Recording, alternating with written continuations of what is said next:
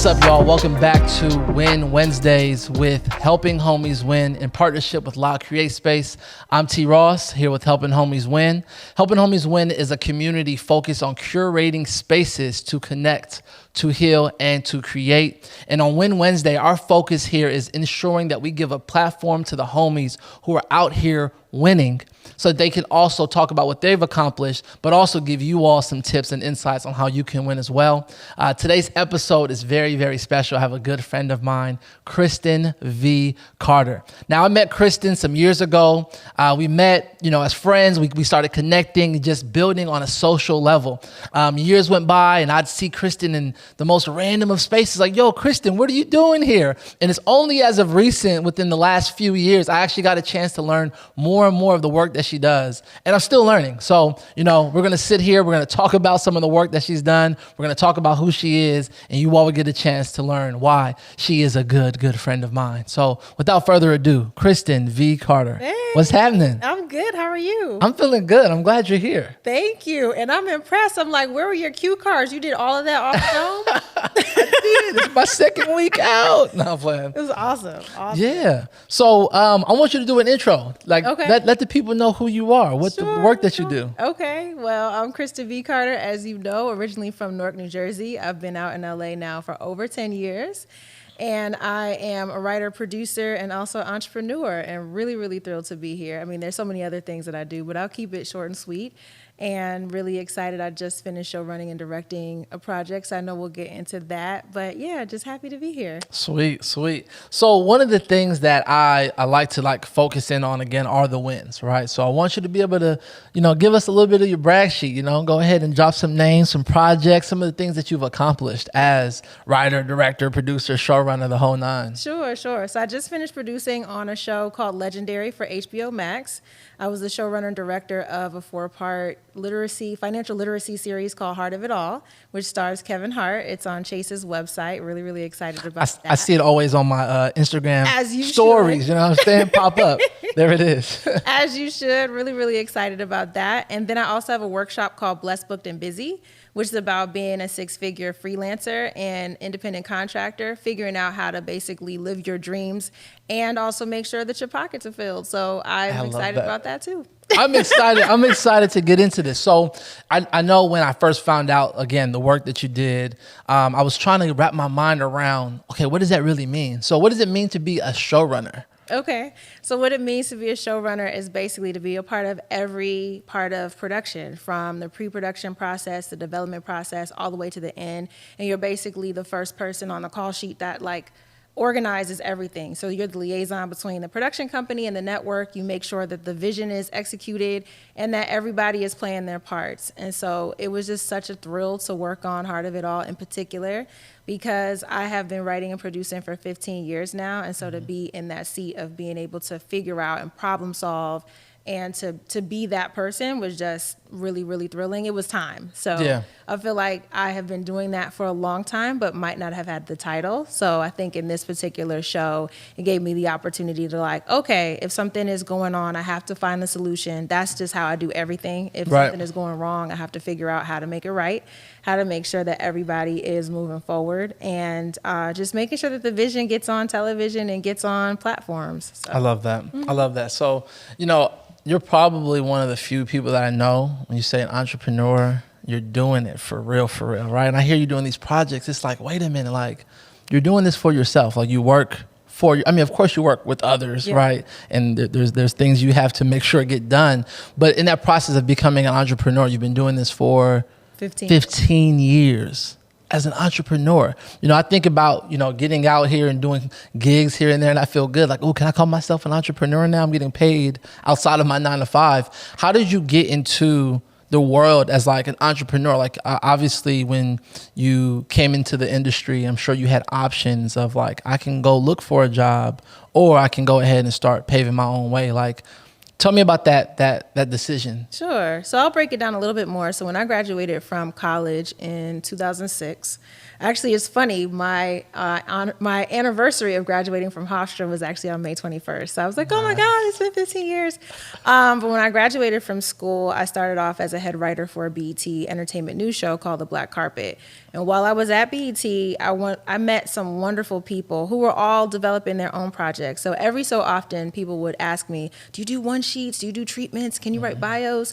And so I started doing consulting off of that. So it really was, I created my LLC pretty much out of necessity because I was getting so much work outside of what I did during the day. So I would help people develop shows, like I said, do one sheets and treatments and things of that nature. So I didn't live completely off of my LLC, but I was starting to make some extra money as a consultant.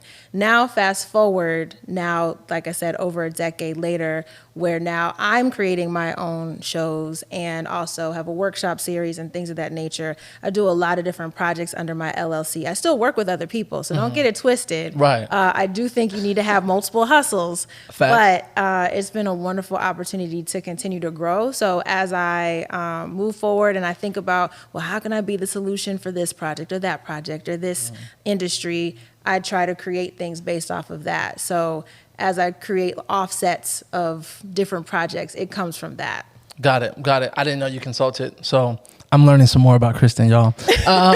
So I want to go back to that space because I feel like when I think about the community that I'm around, a lot of us are either in a 9-to-5 or fresh out trying to figure out, okay, how do I make this happen for myself? So when you talked about consulting, those skills that you were learning was also due to the job that you were in at that time. Yes. And people outside of that were like, hey, Kristen, can you help me? I know you work here and you're doing these things. Can you offer this service to me? And you're like, I can. Let me get my LLC. Right. And you can pay me for it, right? Okay. Right, exactly. So I love that because that's tangible, right? In that journey, continuing to the point where you are now, do you personally, better yet, what do you think is the biggest thing that maybe hinders us from making that leap to know that we have the skills that we've been hired for to be able to do it on our own? That's a great question. I think a lot of times we're looking for approval. We're looking for somebody else to kind of co-sign us before we co-sign ourselves. So that's the first thing. And I'll say in terms of developing any business or any service, I really think it's figuring out what you like to do, what you're good at, what you're passionate at, and figure out if you could put a price point to it. And I ask people that all the time. So when the pandemic hit, I remember I jumped on Facebook immediately and I did something, I called it Faith Over Finances. So I basically got on Facebook and I started riffing about what can you do? How can you make money? Because as people are losing their jobs, they still have skills. Your skills don't die when you don't have a job. That's not true. Right. So it's figuring out, okay, how can I make some money even when I don't know what's going on with a 9-to-5? How can I make some money? And how can I build either a service or a business or anything like that? And so it comes, for me, I feel like it comes out of necessity in terms of creating jobs and businesses. For me, it comes out of necessity and figuring out what am I good at and how can I put a price point to it. So I always suggest to people to think about their skills in that way because we all have bankable skills. Facts. You know, we all, I think, have things that we like to do that we've said to ourselves, oh, I don't know that I would do that as a job. But you can figure out how to keep your things fun. You can figure out how to keep those skills and those talents and the things that you like to do as hobbies. You can still keep those things fun. That's good. You know, I work with a lot of people and trying my best to help them recognize just exactly how those skills can make them money as well. Right. Working in education, I've got a chance to really see what students are in need of, right? And then I have so many friends, I'm like, oh, I can actually point you to this friend I have and this friend and this friend. And again, these jobs are hiring us because we have a skill that the business that they're running needs. We can also recognize how we can offer that to others, whether it's freelance in whatever capacity. You mentioned faith over finances, right? I remember you posting those early on Facebook and then recognizing the workshops that you were doing. And I'm like, man, Kristen is doing this workshop. And then you talked about being a 6-figure freelancer. And I would read it. Oh, six-figure freelancer. Oh, six-figure freelancer. And I remember I started doing some projects. I'm like, oh, I'm doing freelance work. And I'm like, wait a minute, freelance work, six-figure freelancer. Kristen, how are you doing this? You know? And I got the chance to attend one of your Blessed, Booked, and Busy workshops, which was amazing. Just that being able to really workshop myself, my own skills. And since then, I have put together my website, and my services. Good, so good. thank you. Thank you so much. You have this, and you said faith over finances. This happened, I imagine, before your conversation with this recent project with Kevin Hart and Heartbeat Productions and Chase, Heart of It All. That's focusing in on financial literacy. Talk about how your experience in that on your own, and how did that contribute to where you are, and how did it add to you? That's a great question. Well, just to give you some background, when we had the recession, so not just the pandemic and things that are happening now, but around 2009, the recession hit really bad for everyone I knew. So I was out of work, my mentors were out of work, everybody was out of work, and I was paying my mortgage on cash advances. I was in major credit card debt. And so I say all that to say that within the last decade, I am now credit card debt free, actually completely debt free outside of my mortgage, but I'm completely debt free. And so I had to figure out how I wanted to move forward and create some financial wellness for myself and really some flexibility. So I'll say that was going on in my personal life. And so when the pandemic hit and I thought there would be another recession, when I started doing Faith Over Finances, I was telling people specifically what I did the last 10 years to get out of debt. So Faith Over Finances was really me explaining things that I do, as well as doing some I guess, at-home wellness practices, because we were all cooped up in the house for the first time. Yeah. So it was a combination of talking about finances, talking about faith, talking about self-care, and all of that stuff. So it's interesting, and this is why I'm just always excited about life, and I just think, God is amazing, and I'm always amazed by the journey, because I wanted to do a financial literacy show based on the fact of my own experiences, just wanting people to know it's possible. Because 10 years ago, I didn't think it was possible to be credit card debt free. Wow. I would write my goals down for the year, and I would never quite write get to zero debt, because I didn't believe I would get there. I hear that. And so anyway, throughout the 10 years, I was able to do it. So getting on to Heart of It All, when I interviewed for the show, I explained the fact that I've gone through my own financial literacy journey and would love to help people do the same through working with Kevin Hart, working with Chase, and figuring out different exercises that people can go through every episode. So I feel like using my personal experience as well as what Chase wanted to do and what Kevin wanted to do, I just think was really a match made in heaven. So I was quite honored. I was very excited about it. That's amazing. Just to hear that credit card debt zero, consumer debt is so serious. It is so serious. So that student loan debt, I paid off my student loan debt inside the pandemic. So I think during the summer, I paid that off. So that was 2020. Kristen, we're going to have to talk. We're going to have a really serious sit down. We're going to have to talk about these strategies. Because I think that's one of the things that often stop us, right? I was having a conversation the other day with one of my friends, and we were just saying, the reason why we can't have the freedom that we want and take the leaps of faith that we want and the risk that we want is because we have either rent to pay and debt to pay back. So we're obligated to these expenses. Sure, we can cut out all the other things that we do and sacrifice, but those bills are still going to come. Yeah. And if they're high up there, it's going to be very difficult to kind of pinch pennies at that point, right? We need to have some type of security, and I think that's where the jobs come in. Right now, it's not to knock the jobs in any way, but I think it's important to recognize that that financial literacy is really important, especially to our communities. Yeah, it's funny. In 2014, I'll never forget this. Shout out to my mom. At the end of every year, I would be like, oh my God, I worked on all these great shows and I have nothing to show for it, because I wouldn't have any savings. I had not started a savings account until Yeah, until 2015. That was the first year that I started really actually putting aside a certain percentage of money to start saving.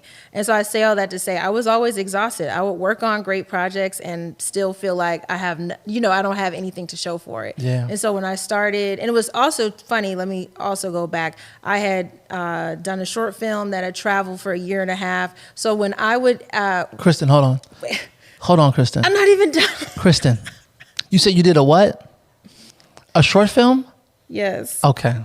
Yes. We're going to just put a pin in that. Continue. Yes. But when I did that short film and I traveled for a year and a half, I was traveling on my credit card. So like I had decided I'm going to promote this film as hard as I can. And that's how I'm going to pay for everything. So I say all that to say, after that year and a half, I realized, wow, as amazing as the journey was, I don't have any flexibility. It's not fun living paycheck to paycheck. It's not fun not having any savings. So I took a couple of years to say, all right, I need to save.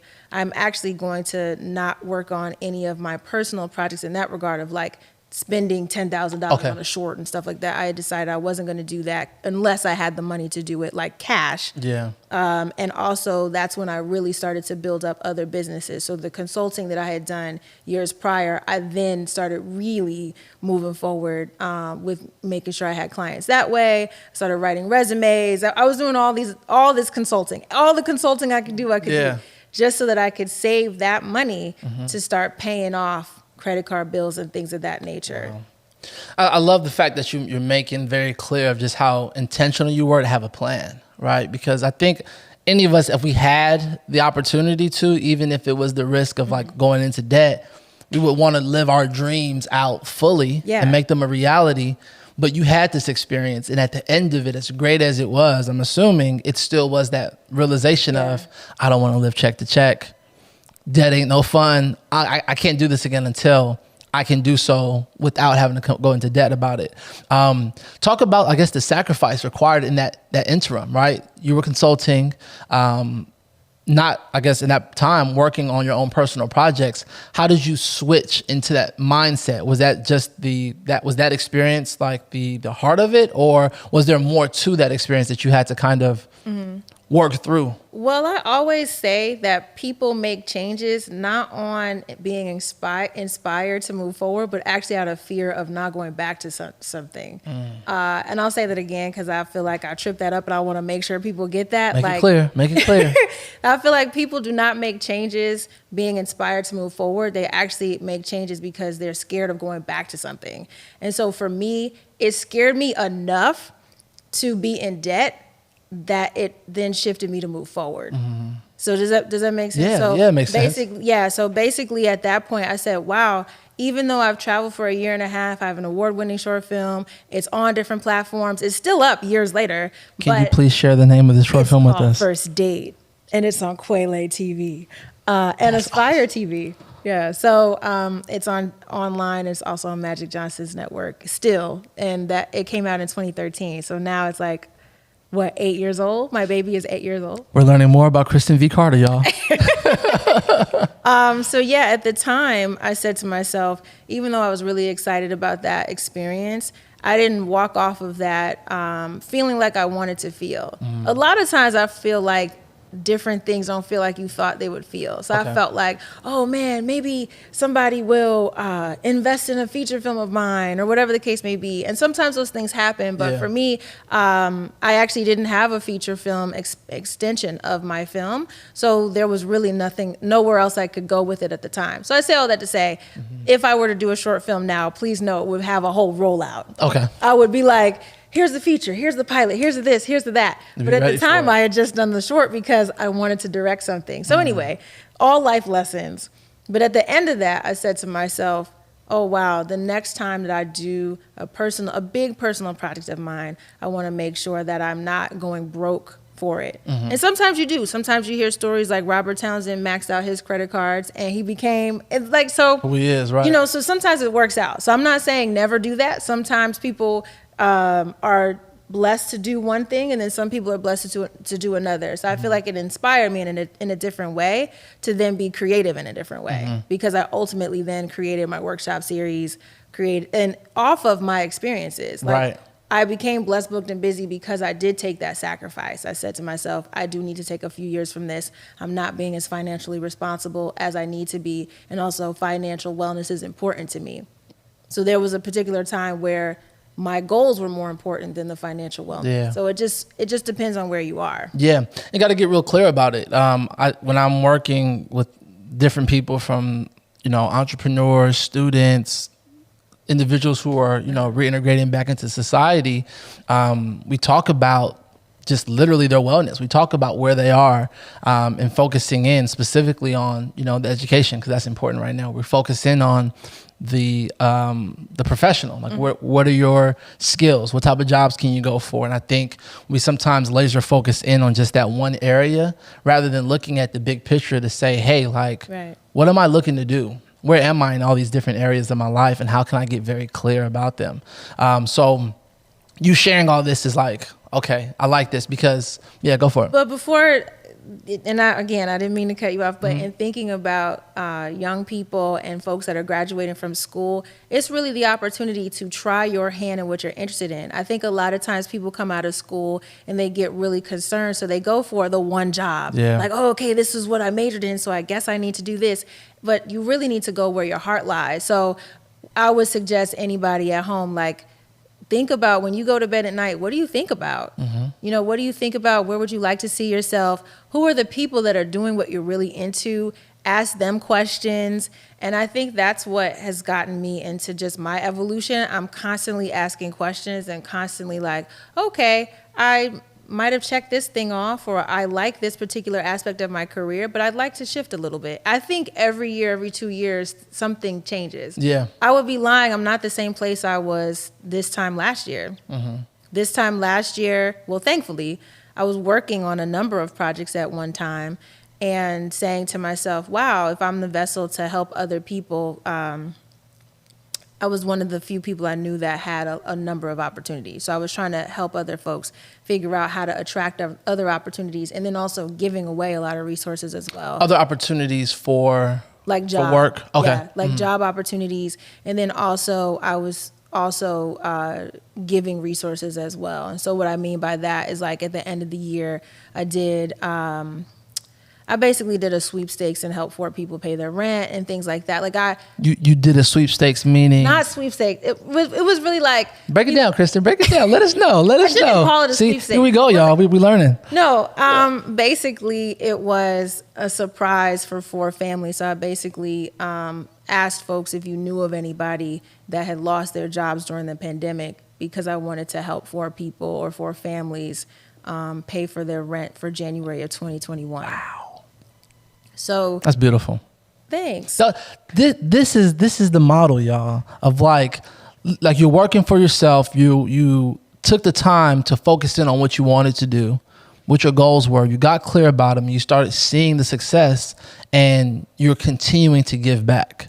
And I think when I consider the conversations I have with friends, like you mentioned, like we see the individuals like the Robert Townsends, right, who have had these experiences, but I think we sometimes think that that's the norm. We think that that's going to be common for everyone. And not saying that it won't, but I don't think we often get a chance to see individuals who had to take a different route and still enjoy life and still do the things that we want to do, still can travel, still can give back to other people, still can work for yourself and still be very successful at what you do. So that's really what Win Wednesdays is about, right? It's about bringing individuals on who we can help showcase the amazing work that you do, but also get some insight on how you did it, because the only stories we see are the ones that are those viral moments, or the ones that are like, wow, you dropped out of school and ran into this opportunity. Now you're a multimillionaire. It's like, that can happen, but what is going to be our plan in the event that we find ourselves waiting longer than we wanted to? So just to hear how you have committed yourself to the things that you wanted. And of course, I'm sure there was ups and downs along the way, but yet you find yourself in position doing the things that you want to do, being able to say, hey, I want to help 4 families, given the circumstances. Hey, I want to put together a workshop to give back to individuals who may be experiencing what I experienced during the recession. Like, that's incredible. Thank you. That is so incredible. Thank you. Thank you. Thank you. Seriously. When I thought about, you coming and sharing, I'm like, man, like I love these moments where I get a chance to, you know, like pick your brain and have these conversations. Because we're always talking and I'm like, Kristen, you do that? You do what? Why did I know this? Or how did you do this? And I'm literally sitting here like, tell me more again about what you do. How did you do it? You know? So these are very, very special moments to me. Thank you. Likewise, likewise. And just for everybody at home, I've been following T. Ross for quite some time. When you were doing the intro, I was thinking, so we both spoke at a college, I want to say at least 4 years ago.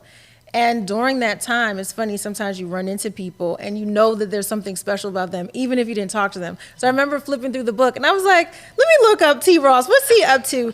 And then discovered you had a podcast, you had a different podcast at the time. And so I just started supporting, just like honestly, silently supporting. And then I think at some point reached out. And so in terms of like networking and connecting with people, that's always how I've been. It'll be like, oh, that person seems interesting. I wonder what they're about. And then if you're supposed to end up connecting, you do. And so thankfully, I think we ran into each other, like you said, at a few random spots. I was working on a project with Ava DuVernay, and you were there. And then also we were at a screening, at USC. LA Riots. Yeah. So we were at a screening. I'm like, see, I knew this guy was up to stuff. Yes, awesome. That is so awesome. I remember that even that event, that first event we were I think it was at Cal State Fullerton. Yeah. It was at Cal State Fullerton speaking. I initially wasn't going to go to that event because I didn't feel as though I didn't realize my skill as an employee working for where I was working at the time. I felt like, I'm just like, it was like a career fair, job fair, right? And I'm like, I'm supposed to just be here talking about my job. And I ended up that day talking about how I got into my job. I ended up talking about the different experiences I had along the way that have equipped me to be who I am. And as I thought about it, that was the moment where I realized I had something more to offer in a way that can be separate from my 9 to 5, separate from any one institution, but like the business of who Tarik is, you know? So that was such a significant moment. And when you reached out to me, that made me feel like, wow, it validated me to be like, wow, I have a lot to offer. Wow, that was really cool, you know? So that's really awesome, like, you know, to kind of hear your angle and how you approached it and just the way you network and connect with people, because I've met some amazing people through you, you know what I mean? Likewise, you know. So that's really tight. Yeah, no, I definitely appreciate it. And like I said, I'm always excited about the journey because you just never know who you're going to run into along the journey. But I always follow that inkling. There's a lot of friends that I have that it's something like that. Like there's a random occurrence. I go, that person seems interesting. I wonder what they're about. And I might not have gotten an opportunity to talk to them in that moment, but then months later, we'll see each other at a party or an event, and then we'll get a chance to connect. And so you're like, I knew I was right. So yeah, so now we're here. Here we are, right? Here we are. And that's one of the things I've started implementing a little bit more. It's like when I meet people who I feel like are interesting or I would love to get to know, I do my best to really connect with who they are versus what they do. And I feel like we've had many conversations where it often feels as though we're sharing a lot about the work that we do. And, you know, it takes time to connect and really get to know somebody and who they are. But I think that question alone that I usually ask is like, hey, how did you get into this field? Because then we start to hear where people came from and then what inspired them to make the choices that they've made. And then you get a chance to really see them versus seeing the job that they do, you know? So that's really special. I want to talk about the community that you're a part of, who you know, because in what I've seen online and done my own research looking into who you know and the community that you all are building within the industry, I think it represents like what we talk about, you know, La Create Space, where we are, right?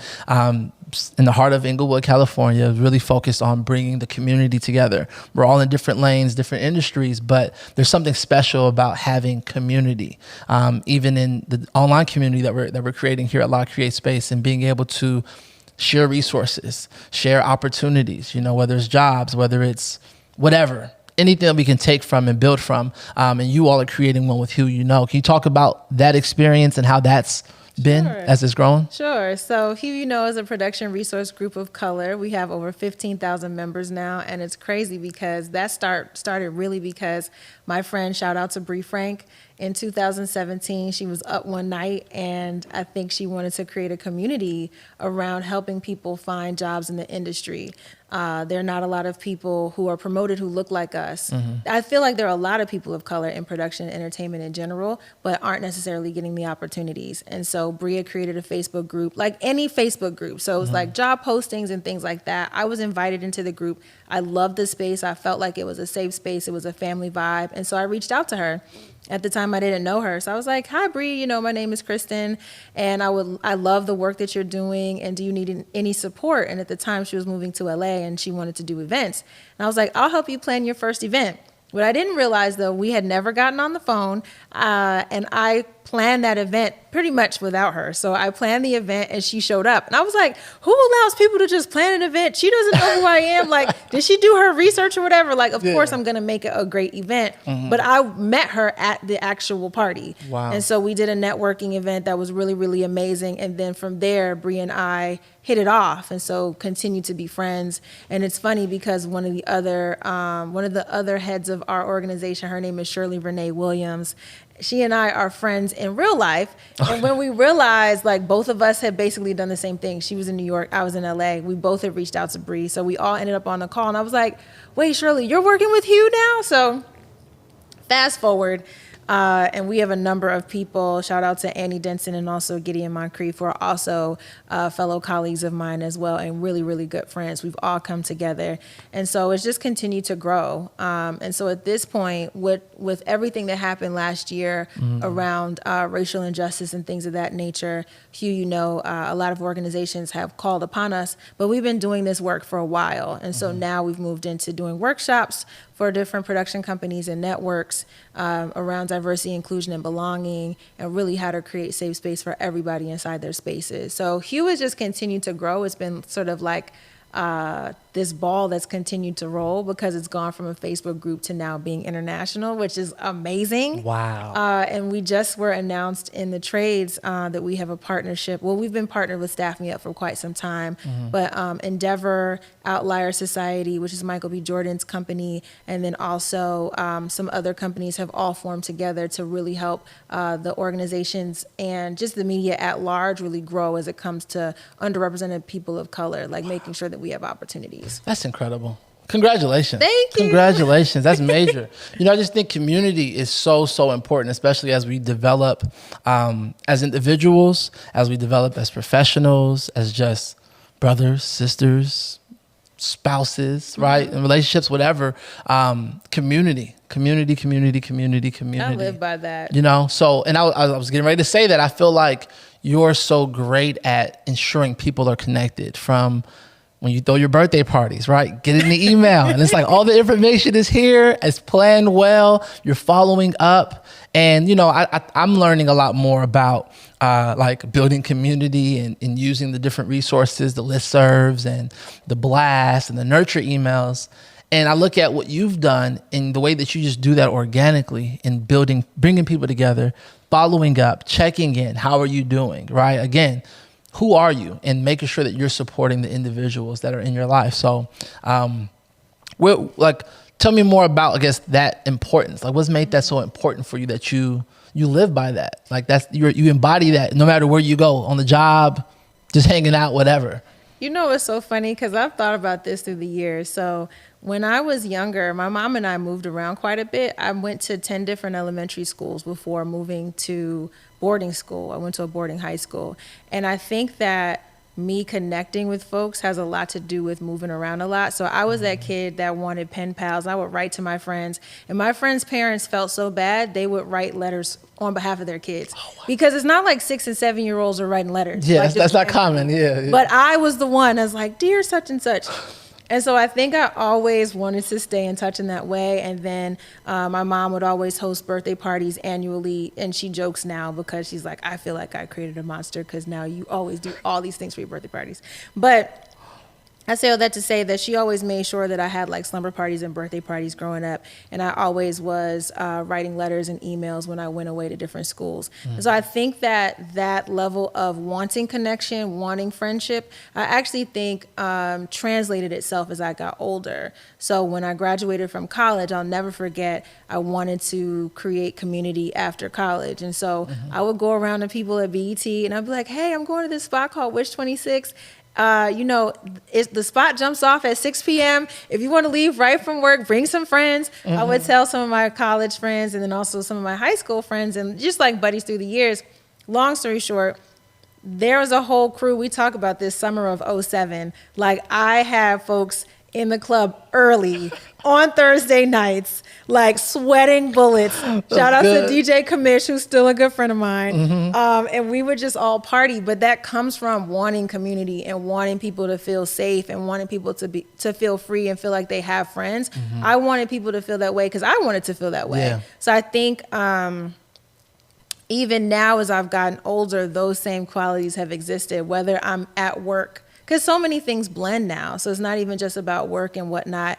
You know, you're going to see people wherever you go. You got to treat people well because you will see them somewhere else. Yeah. And then also we can talk about accolades all day, but it's not about what you do, it's how you make people feel and how you're going to be remembered for that. And I really take that seriously because I want folks to feel my heart. I want to feel other people's hearts because that's what, in terms of working, in terms of friendships and stuff like that, that's what's going to really have people go the extra mile. Like people really, and I talk about this even with Hugh, when we do workshops and I talk about core values and things like that, I ask people, you know, will people really go the extra mile for you? If you are crappy to them, they're not. They're going to go straight home. No, they won't. But I feel like if you're somebody that leads with your heart and you're a good person, people are always going to go the extra mile for you because they know that you're doing that for them. Yeah, that's beautiful.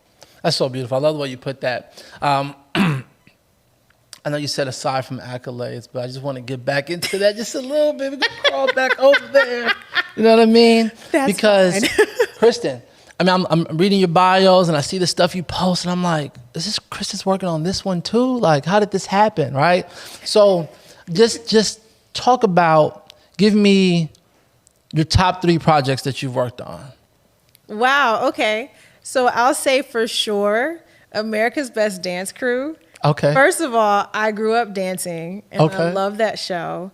And it also inspired me to direct my first short film. So doing America's Best Dance Crew, that was the first time that I was called a field director. So in unscripted or non-scripted programming, when you're field directing, you are directing your cast and crew, making sure that they, you know, just move in the frame a certain way and that you get certain scene work.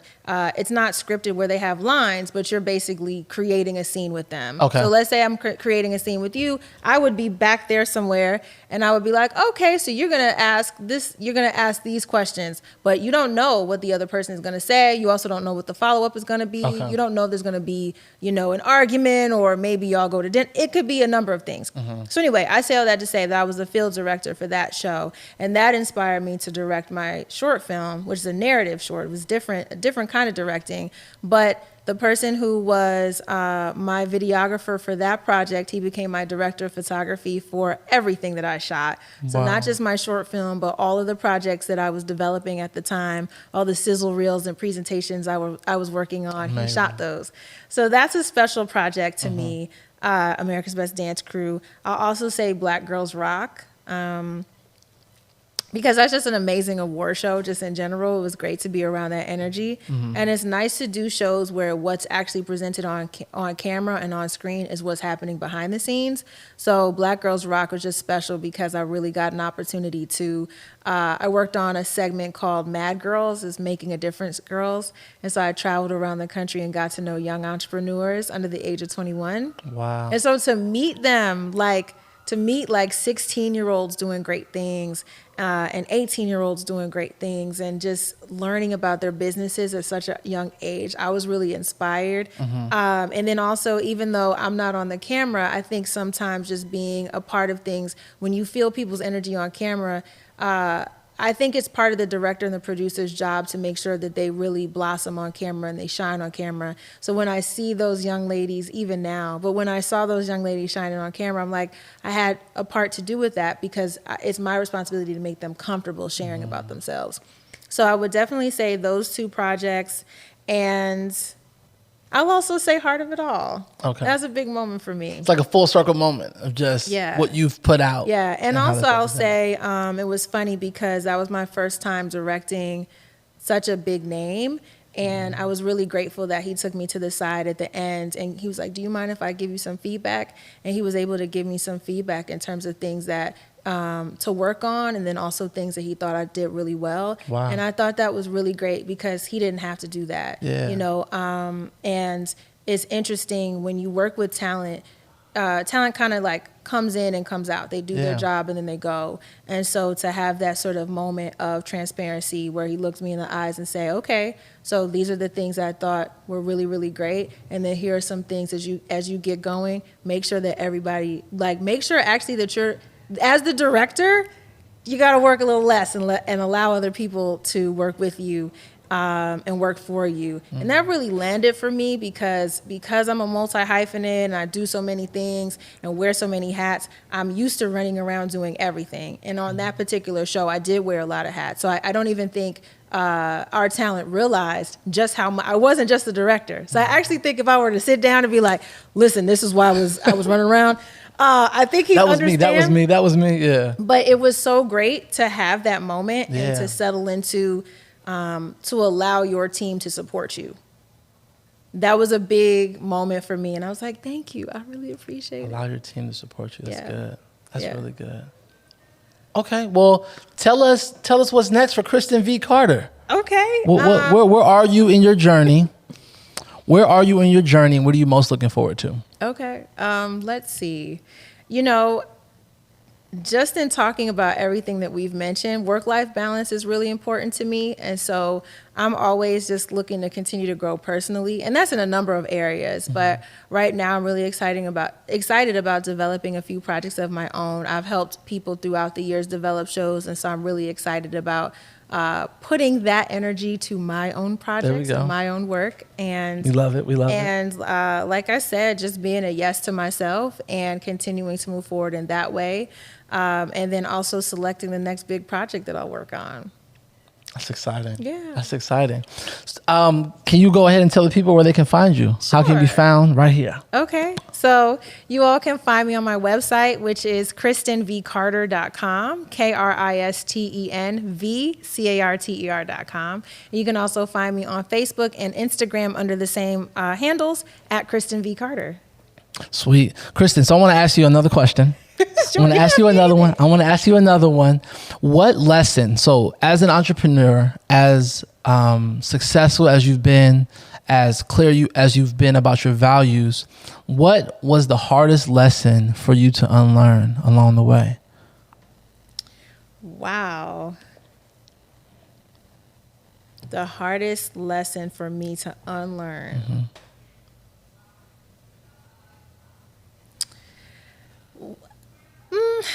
Can I give you two? Give me two. We'll take it. We'll take it all. I think the hardest lesson for me to unlearn has been around being independent and feeling like everyone has to do, that I have to do everything. Mm-hmm. That is something, and that's in my personal and my professional life. I think allowing people to show up for you, and that's in a number of regards, mm-hmm. whether, like I said, it is in the workspace or whether it's friends or family or relationship or anything like that. It's that's not taking a back seat. That's allowing someone to step up to the plate. That's good. So I would say that. And as we continue to grow, as I continue to grow, I can't do everything. If I'm supervising, I can't be the one with the doggone cue cards, mm-hmm. which, listen, I've tried to do both. On Heart of It All, my production manager, shout out to Will Oakes, he was like, you cannot tape these doggone hand cards, Kristen. I'm doing hand cards and trying to direct. Kristen, stop. I'm like, okay. So that would be one thing. Okay. I would also say for the second is don't hold grudges. And I think that I'm still learning that. And what that means is, and I should probably simplify that, because it's not holding grudges, but like when you learn the lesson, you can actually apply it and move on. So as opposed to continuing to tell that story over and over and over again, it's like, no, look at how you have actually applied that lesson, and like, let's move on and get on with it. Yeah. So I would say that second one is something that silently I'm still, like, I'm saying to myself, Kristen, you don't have to tell that old story, or you don't have to talk about that old lesson. You've learned that lesson, so it's on to the next lesson. So I would say those are the two. That's powerful, Kristen.